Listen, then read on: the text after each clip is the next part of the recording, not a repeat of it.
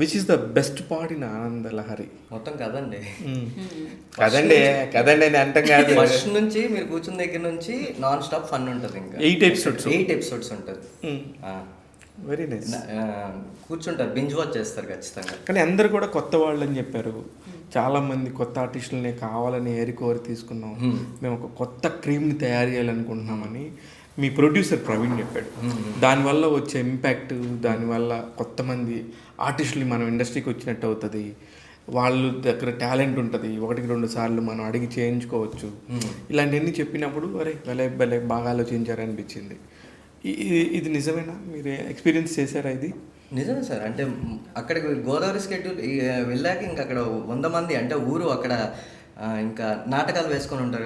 నాటకాలు వేస్తారు ఊరిలో. తూర్పుపాలెం అనే ఊరు. అక్కడ మొత్తం అక్కడ వాళ్ళు అక్కడ నిజంగా ఇంట్లో ఉంటున్న వాళ్ళు కూడా కొంతమంది ఆర్టిస్టులు ఉన్నారు సార్ దీంట్లో. ఇక్కడ నుంచి కొంతమందిని తీసుకెళ్ళారు.